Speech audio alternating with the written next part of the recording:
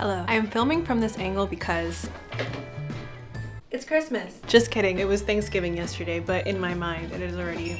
We are in the spirit. Today, we are scooping up all the books that I have read in October, November. We're just gonna chat some reads. So get a warm bevy, get cozy. Ooh. And let's get started.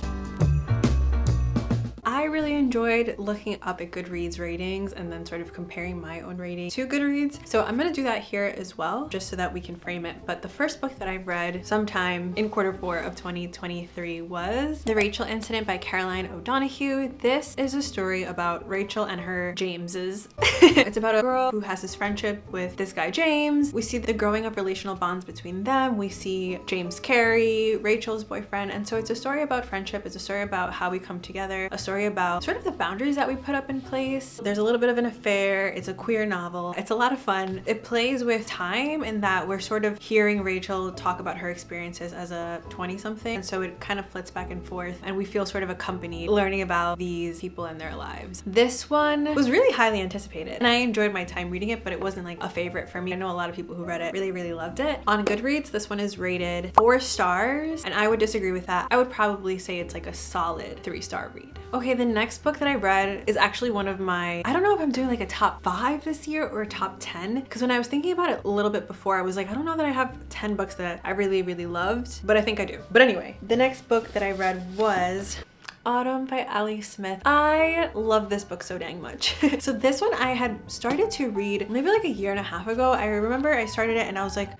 oh, like I was immediately affected by the writing, but also knew that I couldn't offer much in terms of like my attention to the writing. So I was like, I'm gonna put this aside for when like I just have time. And I'm so glad that I did. This is a story about an older man and a precocious young girl and their unlikely friendship. They're neighbors and I think it's like the dude babysits one time and then he's like a wonderful mentor in how to view the world with awe and how to view the world through this whimsical sort of lens. He's an artist and so that informs a lot of how he views the world, the questions that he asks of her. I think Elizabeth is also very inquiring and questioning, and so their pairing is just such a wonderful one. It's just wonderful to see this childlike curiosity paired with an artist's view of love and art and language. There is this sort of undercurrent of like societal atrocity, and it looks at how to make sense of the world when it is jagged and it is so devoid of whimsy and of art. When the world is so steely and unplayful, how that sort of contrasts Daniel's very playful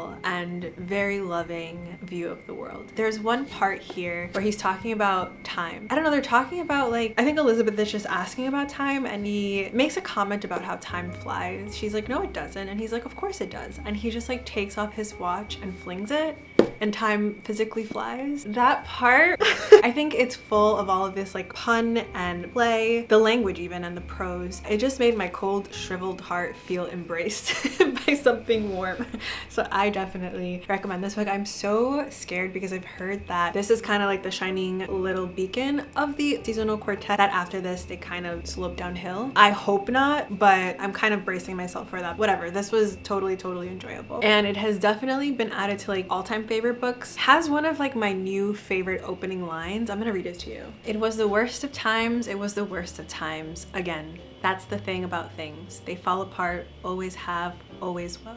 I don't know. I love it. This was rated, okay, this was rated a 3.5 on Goodreads, and this is one of like my angry disagreements. There are a couple of them, but this is absolutely like, what is going on? Because this is amazing. I'm going to chalk it up to like a misunderstanding of something really special and not get upset, but this is like a 5-star read for me, so there's that. The next book I read is In the Act by Rachel Ingalls. This was a teeny little novella that was investigating fidelity, the question of fidelity in this like super absurdist way. Super absurdist and like very comical way. Okay, so we have homegirl, she takes her adult education classes, but all of a sudden they stop doing their adult education classes. So she's home when she's typically not home. And husband is working on like some top secret stuff up in the attic and he's like, I don't really care what you do, just don't go upstairs. And Sis is like, okay. But then she's like, why? Fast forward a couple of pages. Homegirl realizes her husband is working on sex dolls. So she's upstairs and she's like, what is this? She accidentally presses the button and the doll starts doing all of its things. She's flabbergasted. She hauls the doll off to a random locker, locks it up, and then drives away. There's this dude who's like, I'm gonna steal whatever she put in that locker. Then he finds a doll. He takes the doll home and then falls in love with the doll. Everyone has fallen in love with the doll. When husband realizes that his wife has absolutely betrayed him and has taken what he's been working so long and so hard on to this locker, he raises hell and she's like, listen, I'm not taking you to that locker until you make one for me. We have a man falling in love with a doll. We're having her husband trying to create a male counterpart to this sex doll. I'm just realizing that I am talking out my window and my window's open. Let me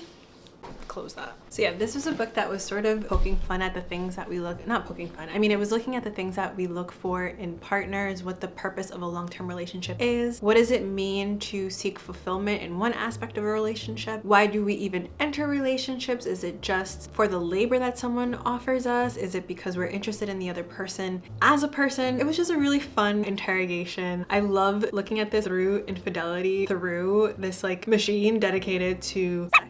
So yeah, I thought it was really funny, really fantastic. Goodreads rates this as a 4-star read, and I would like completely agree with that. It was very thinky in a way that didn't take itself seriously at all. Next book we read was Bonsai by Alejandro Zambra. This is a teeny little novella. This is like not even 70 pages. This was a really, really interesting experiment. This is a story about Emilia and Julio.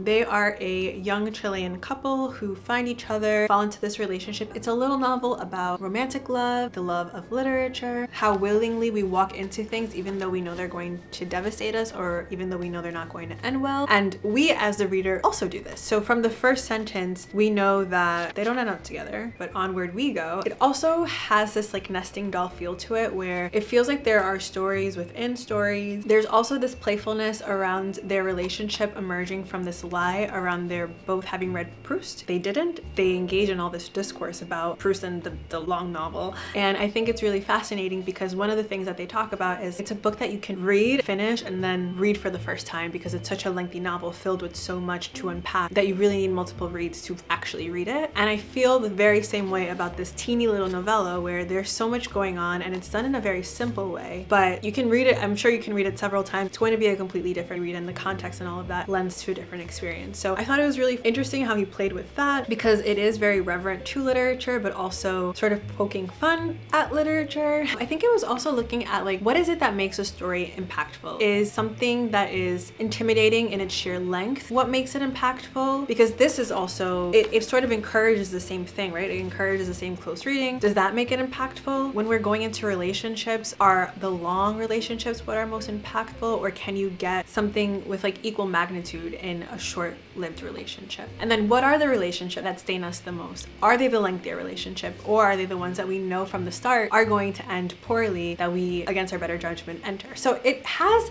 a ton that it's doing in this teeny little novel. I think that was the theme as well. I think I read a lot of small, slim novels that just packed a punch. And I know that's like a saying, but like did so much within the confines of this teeny little book. So impressive. I definitely thought I was more confused. I was more confused by it after having finished reading it, but then I think once you let it like sit, all of this stuff starts to bubble up, which is also a lot of fun. It's just like continuous like revelation and realization about what Zambra does in this. So yeah, this was a really interesting read. And this one on Goodreads is rated 3.9 stars. I guess we'll round up to 4. And if it's a 4-star, I definitely agree with that rating.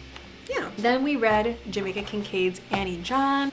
This one was really interesting. So this one starts off with this macabre curiosity about death. She's very enraptured by the death of this child that she knew, and she's taken by the fact that this child did die. She didn't know that children died. And then as we move into the story, we start to see Annie John experience like this metaphoric death of herself within her understanding of what it means to be a child, how she is viewed by her mother, by society. It's a story about like growing pains. It's a story about trying to hold on to the sort of love and the sort of tenderness that exists within a parent-child relationship, even as you start to stretch and grow out of that, how that transforms, the mourning process of that growth. Also how she starts to see the differences between her mother and herself. Her mother is like this perfect housewife, always laughing, always has like a hot meal ready, whereas Annie John is more interested in growth in her intellect and how sometimes her intellect is seen as a threat or seen as misbehavior, having no one on her side when she sort of falls and fumbles into this new iteration exploration of herself, how lonely it can be. This was special. When I first read it, I cried a bunch. Something that I said before was that it felt a lot more ambiguous compared to Lucy. I think Lucy, there was a clear understanding of the fracture between her mom and her, where this felt a little bit more ambiguous to me, but not to any fault. I think the ambiguity of that fracture, of that severing, allowed you to project your own sort of relationship if you have a complicated relationship with your parental. So it was really affecting. I do think maybe because I don't want my emotions toyed with. So for that, I think I prefer Lucy, but this one, yeah, it was an experience to read, and it's one that has stuck with me. Jamaica Kincaid is such a powerhouse as a writer. I just got her short story collection At the Bottom of the River, which I am super excited about. I was also talking to Pleasures of the Text, who had just gotten Talk Stories, which is Durga Chubos's favorite Jamaica Kincaid, and I'm like, I need to pick that one up too. I actually don't know what Talk Stories is about. I'd be curious to read something of Jamaica Kincaid's that doesn't center so much mother-daughter relationship, not because of anything that she does wrong, just like I have a limit on how much I can endure on that topic. I'm curious to see what her other works explore. Yeah. Oh, this one was rated 3.75 on Goodreads. The heck? No, I disagree. This is probably 4 stars. Then we read Life of One's Own, 9 Women Writers Begin Again. This is by Joanna Biggs. And this is a collection of memoir essays that goes through the lives of several different writers. She's sort of making sense of her divorce. She's also grieving her father. She uses all of these foremothers to make sense of how to start anew and what it means to be an artist and return to that, return to a new understanding of self after losing something that can sort of eclipse your own approach to understanding yourself. When you're working to be a wife and when you are a daughter, you have all of these roles assigned to you in relation to other, but what does it mean to be on your own 2 feet and pursue that identity in that way? And she sort of does it through all of these writers. It starts off with Mary Wollstonecraft. It goes through like George Eliot, Simone de Beauvoir. We have Zora Neale Hurston. She does Toni Morrison, Elena Ferrante. I'm missing one. Sylvia Plath, Virginia Woolf. Yeah, this was really, I listened to it on audio. I really enjoyed the listening experience of this. It has really inspired me to pick up some classics. If you've seen my bookshelf reorganization tour, you saw me set aside some books. It inspired me to sort of learn more about these women. So I do want to reread The Bell Jar. I have not yet read Middlemarch, so I have that here. I have not yet read any Woolf. Pick up and a return to Toni Morrison, Zora Neale Hurston. So yeah, so I feel inspired to tackle that in, not in the same way, but just use this as sort of like a starting place to explore a lot of our foremothers. This on Goodreads was rated 4 stars, and I very much agree with that. I always say that I'm into like anti-romances and things like that, but I think what I'm really fascinated about is the new beginning. I think the end of something and the start of something new is really, it's a really fascinating developmental stage for me. So yeah, so I think the reason why I like stories about uncoupling and I like stories about new starts, it got dark and I would say I'm upset, but now you can see her in her full glory. But yeah, I think I enjoy exploring uncouplings and new starts, and so that does make me a little bit biased towards like divorce stories, breakup stories, and I'm really curious how people sort of like pat the dirt off of themselves and like gain a new footing after the loss of something and after like sort of living through a mourning. So yeah, really dug this one. The next book that I read was Exciting Times by Naoise Dolan, and if you've also watched this video here, I talk about how much I love Naoise Dolan. So this is a story about an expat, not an expat, well yeah, she is an Irish young lady who moves to Hong Kong to teach English. She falls into this very non-committal relationship with this wealthier dude named Julian. The whole like landscape of their relationship is super transactional. One second. Ambiance.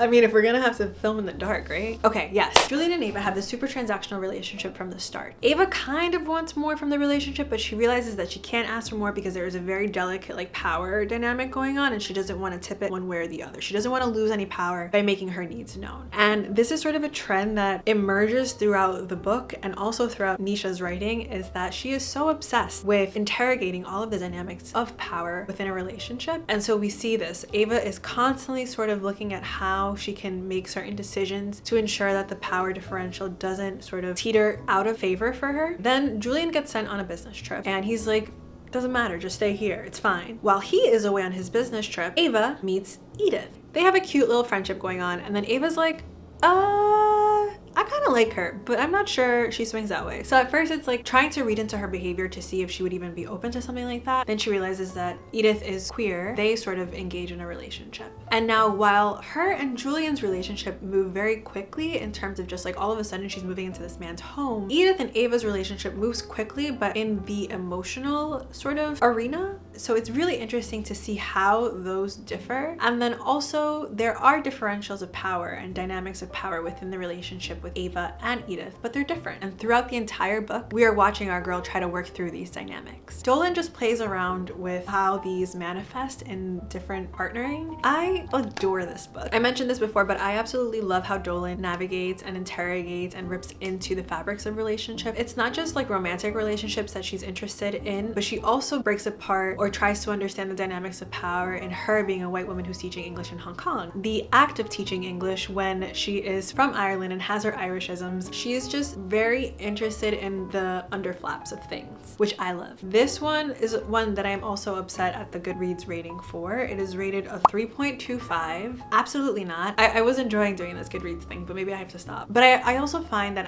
typically my favorite books are like not well liked on Goodreads. So I shouldn't be upset. I'm just misunderstood. No, I'm kidding. But yeah, this one's rated 3.2 stars. I absolutely disagree with it. I rated it as a 5-star out of spite. I think for me, truly it's like a 4.5 star read, but I wanna increase the rating because what the hell is a 3.25? No. But yeah, 4.5 for me. And this is also one of my, even though I'm rating it a 4.5, it is one of my top reads of the year. So yeah, in line. So I read Exciting Times and then I read The Happy Couple by Naoise Dolan. And this is also fantastic, amazing, 10 out of 10, chef's kiss, no notes. This was about Celine, Luke, get into this relationship, sort of end up in this like accidental proposal, and then we're looking at their relationship through all of the relationships that sort of surround their relationship. We're looking at how intimacy clicks in with certain people, what is intimacy with others, what is the boundary that we set with others, what are the things that we carry from relationship to relationship with others, how does that impact sort of like our understanding of how we come together. Wonderful, wonderful book. Something that I was trying to express in my last video, but I don't think I made clear, is that something that I really like about the Irish novels that I have been reading lately is they focus on the relationship or the sort of dynamics in relationships in such a compelling way. I think I am really interested in character studies and I am really interested in the interiority of a character. But I think the sort of shortcoming is that a lot of these books, because we are interior, we are isolated. And I don't think that necessarily has to be synonymous or that has to be that sort of relationship. And she shows it so well. I think her writing is full of interiority. It's super, you get such a clear understanding of how these characters work, but these characters are not isolated and the relationships are so integral to their lives. And I think that's what I find so special about Dolan's work, about a lot of Irish books in particular. Rooney, I know we all want to compare. Okay, I will say, I think it's so lazy to say that any book compares to Rooney. They don't. I read also Snowflake and people are like, ooh, Rooney. And it's like, this is not like Rooney at all. But I would say that Naoise is very similar to Rooney in that the landscape of the book is about relationships. Well, I think Rooney focuses a little more on class. I don't see that so much. Well, I guess she does in Exciting Times. So yeah, those two I will say are very similar. I'll put my weight behind that statement. That's just something that I really enjoy. I would like to see us move away from the idea that in order to have like a really deep character study, the characters have to be like super isolated. Because I think what is interesting about humanity is how we relate to one another. Anyway, this was a banger. It was rated 3.5 stars. I disagree. I rated it 5 stars. I think, again, I probably truly rate it like a 4.5. Q4 was very Irish. I will say, after I read Dolan's book, I did in fact rebook my ticket to Ireland. So I'll be in Ireland sometime in 2024. But I read Snowflake by Louise Nealon, and this I listened to on audio and I loved the experience so much. Snowflake is a coming of age novel about this girl who grows up on a dairy farm. She lives with her mother and her uncle. She gets accepted to Trinity, and so we see her sort of navigate these two very different worlds. Her attempts at fitting in, her attempts at finding understanding of who she is as a person, what her identity is in this new space. It's a story about friendship. It's a story about care. It's a story about the things that we inherit. It was wonderful. It was such a special read. I think it got really heavy at one part and I wasn't expecting it to go there. Check the trigger warnings for this one. But something that I really enjoyed about this one is that I think the characters were so adamant on their hyper-realism, especially surrounding the mental health difficulties of the character's mom. So yeah, so we see this hyper-realism, and then there's this wonderful sprinkling of like, I don't know if I would call it magical realism, realism actually. But there is this velcroing away from the hyper-realistic like mandate that we must sort of adhere to in order to remain sane. How the characters eventually yield to that was so heartwarming. This one broke me, but I really, really enjoyed my reading experience of it. I would be really curious to read more of Nealon's work. This one was rated a 3.7 on Goodreads. Disagree with that. I would rate it a 4.5 as well. Then I read Fourth Wing. It was alright. Not gonna say much more about that. It was rated 4.5 on Goodreads. No, I would maybe 3. 2.75 is like mine. This was one that like while I was reading it, I was fine with it. While I was listening to it, I was fine with it. This was also like a 24-hour audiobook. Crazy. So yeah, I thought it was fine. And then my friends were like, you gotta get to the good stuff. So I was like, okay, I trust y'all. And so then we read ACOTAR. I always try to see like what is it that I have learned from my reading experiences, and I will say that this year being less rigid about the books, the type of books that I read, what the type of books that I read communicate to others has been such a grounding experience. Some of my favorite books this year, like I read The Pisces, and that was such a frivolous, fun book. It reminded me like I have to reach more towards that. Reading shouldn't be this like narrow track. There's so much diversity in the type of books that you read, and I have found so much joy in reading this ACOTAR series. I'm just so grateful for friends who push you out of your comfort zone. Yeah, it's been a ton of fun. So I read this one and I was like, okay, like the last quarter of this, banger. I was like on the edge of my seat. Then I read this one and I was like, oh, like this is where it's at. This should be book 1, but you need this one. This is like prologue and then you get into this one. This was a 5-star read. This was an absolute time. Halfway through this book, I was like, I need to reread this one. So literally, if I'm counting my reading count, it was 1, 2, 3, 4. Because I read this one twice and I read this one twice. After I read this one, I am about to be done with this one, and I was taking a walk and was like pacing, and I was like feeling so many feelings while I was reading this, and I was like, because I think the last 2 books veer off from the characters that we've been living with for these 3, and I felt so sad because I was like, I feel like I've grown with these characters so much, and it's been so wonderful to see their growth, to see like the bonds of their family tighten, and to see them fight for what they believe in together. And yeah, it's just been a time. I've also been listening to it on the graphic audio, which has also been like such a fun experience. I bought the box set in order to help my wallet and not have to buy the audiobooks, but I still have been buying the audiobooks because they're so well produced and they're so much fun to listen to. This has been like the most delightful thing that I have encountered in 2023, and I'm super grateful. This one is rated 4 stars. I would agree with that. This one is rated 4.5 stars. I would agree with, no, I would say this is a 5-star. This one is rated a 4.5 star. I still have a little bit to go, but from what I've read, I would agree with that. Yeah, this was a ton of fun, and I'm excited, but also like dragging my feet a little bit about getting to the last 2 because I don't want it to end.